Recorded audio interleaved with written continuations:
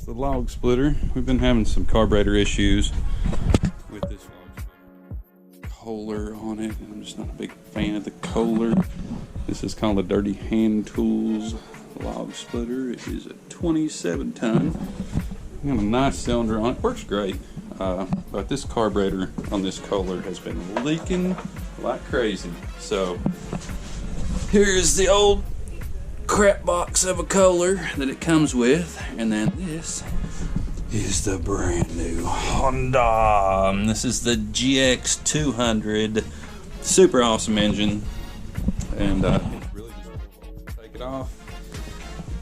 And what we're gonna do is, you can see here, we got that one Allen head that needs to come off, and there's keyway there, and right here's where it bolts up to the hydraulic pump. So it's leaking a little bit, but I don't think it's too bad. I got my plate all cleaned off there. But there's the old and the new. So, boy, that's a shiny one. Oh, key to doing this, just in case it doesn't bolt up proper, or you have some fitment issues, or your shaft size is wrong, or anything like that, what you want to do is do not put oil or fuel into your new Honda engine until you've already bolted it up, because they won't take it back. And just make it a whole lot easier on yourself to bolt it up, make sure everything's going to fit right, all your hardware is going to go in, everything will go together, and then put fuel and oil into it. So pretty excited about this one. Let's bolt it up.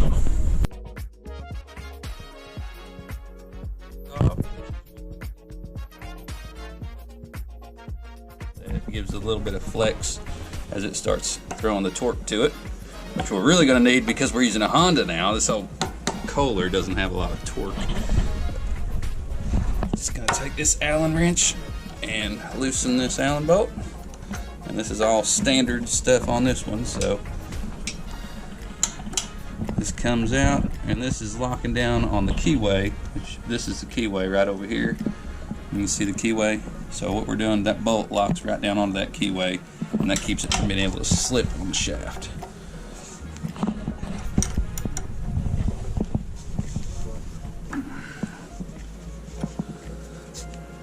Probably should be enough to be able to take it off there. It gets released.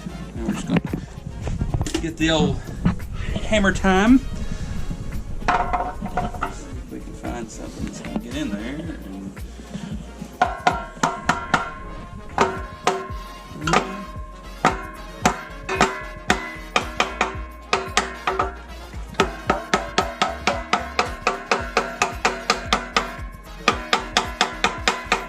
Seem to be wanting to cooperate. See if we can get a big screwdriver on it.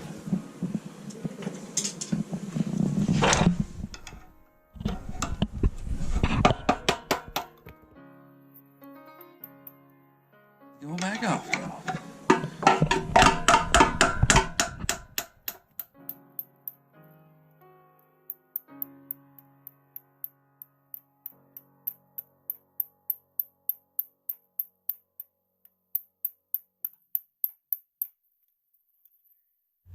Yeah, a little bit.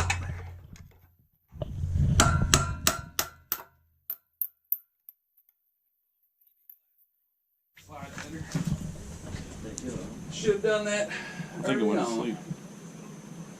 I don't know. The screen will go off when it's recording, right?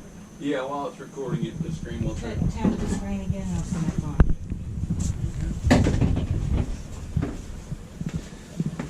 Get low. Oh yeah. PB Blaster! So let me see that red light on the front, it's recording. Sweet. That ought to help now. There's probably some kind of special puller or something that they sell to be able to get this off here, but I'm thinking that we just beat the tar out of it long enough, it'll come off there.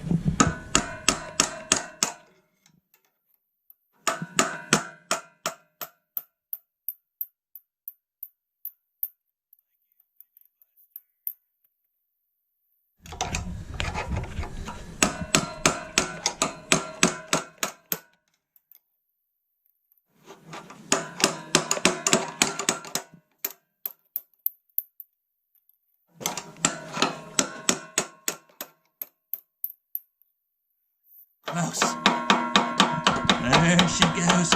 Come on, sweetheart. Ta-da! There it is. All right. That is the spot. And then this keyway is where we're going to put it on the same thing on this other one. So this is just going to transfer directly over. And hopefully, the shaft size is the same. Everything's going to bolt right up. Let's cut this zip tie off there. And then this, you can see the keyway slot here. It's going to go on this. That just keeps it from slipping. You definitely want to make sure you get your key in there good. Oh. It looked like it was right on the end of this shaft, and these shafts should be the same size as far as depth, but I'm going to go ahead and just barely snug it up, and then we'll really tighten it up good once we get it on the machine and make sure everything marries up really good. So this little piece here goes right back in there. Well, I guess we should do that afterwards. I'm screwing up my keyway. Alright. You want this keyway to be right on the edge there too. See how it's right on the edge. And slide everything flush. So that's what you want it to look like. Now we're going to tighten it down real good.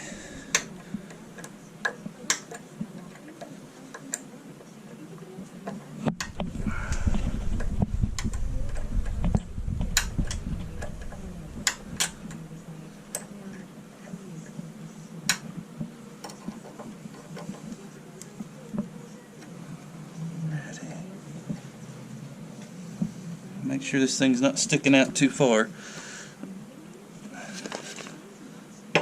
And this is a brass hammer. Don't use your framing hammer to do this kind of stuff, because you will screw it up. Now, that's on there good and tight. We might have to take it back off. This does have a cut right on this side, so it goes flat side facing out.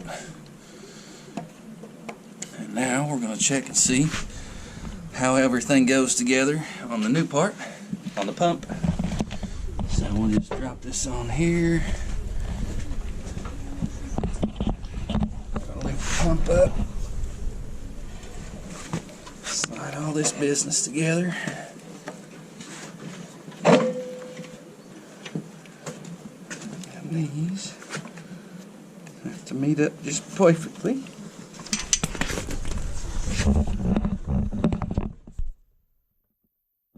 Into the rubbers. Is it going? Let me turn it a little bit back. Oh, there it goes. Okay. So that's all flushed up. That looks perfect too. I'm going to start spinning these bad boys in. And remember to always finger tighten first. Get everything started. Get it a good spin. And then tighten everything up. And we're going to use a cross pattern on this. So we're going to tighten each corner at a time, just like putting on a wheel or anything else. It's basic mechanicking 101. Alright, so now all those are in. Now we're going to buzz them.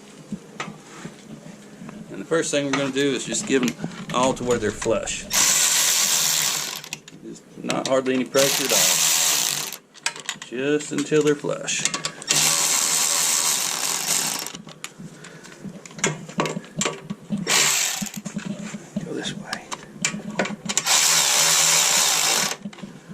And then we're going to snug them up a little bit at a time in a cross pattern.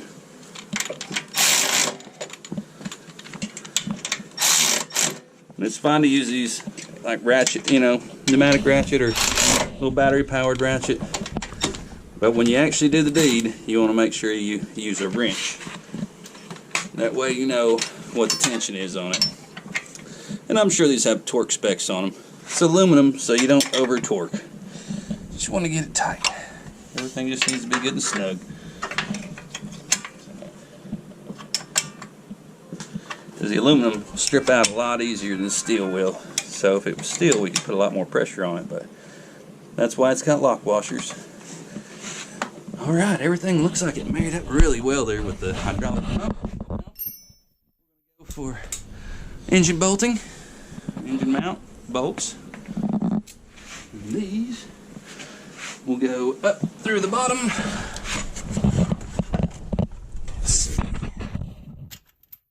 This, and then you'll get a washer on top. And then a nut right on top of that. And these are going to be the same situation. You put them all on, get them started, but don't tighten anything until you got it lined up and right where you want it.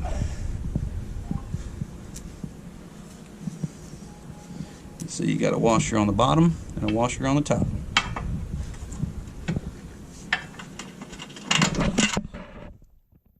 And the nut goes on the top side because that's the way I took it apart.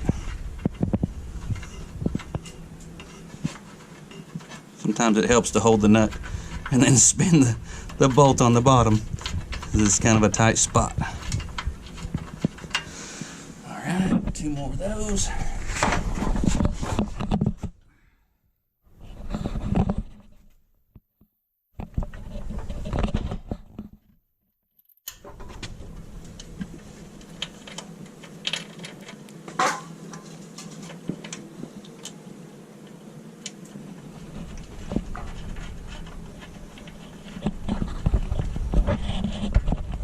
But engine replacement sounds like a big deal, but it's really not a big deal. It's pretty simple stuff, especially on a log splitter like this. And I think there's a total of 8 bolts to do engine replacement.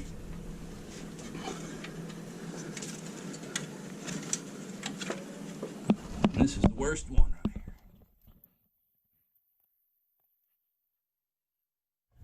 here. Spin the bolt. Get it started. A whole lot easier than trying to spin the nut up there in that really tight spot. Alright, we're just gonna take the broom Milwaukee. Hold on to this side.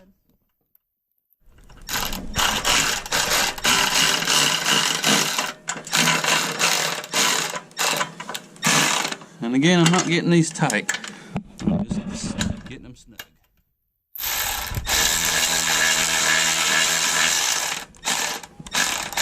And I want to be able to make some adjustments and stuff. I actually got a little bit. No, that's good. Okay. Just want them just where they're in, and then we're going to make our adjustments to make sure everything's right. Need an extension here.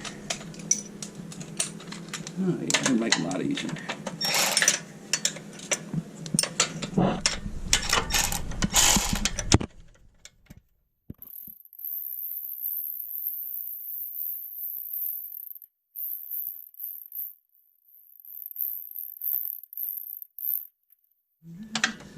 And then the last one right here.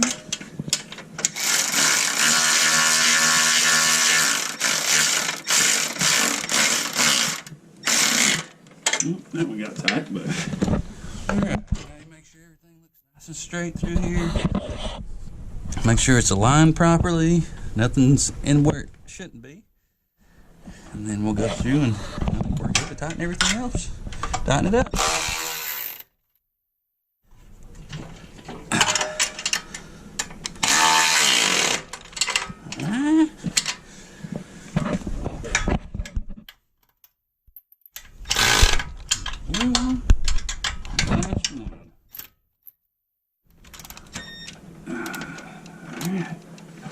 Everything's on. Now, don't start the engine because we haven't put oil in it yet, or gasoline for that matter. No, we're gonna go ahead and put some oil and gas in it, and then we'll do a video of firing this bad boy up and hope everything works. Put some oil in and condense, treat it, and to do it with W30.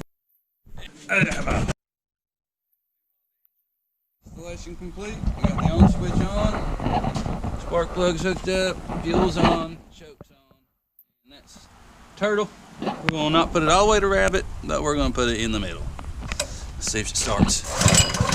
Oh, I love a Honda. Look at that. Yes. Yes. All right, choke off. Woo!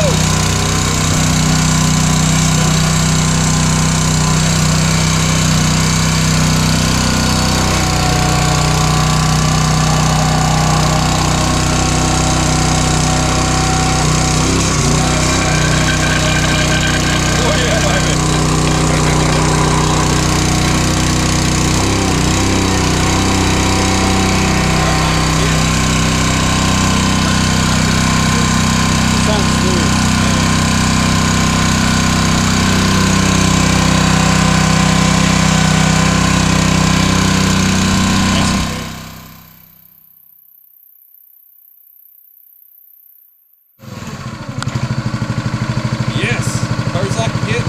Oh, I love it.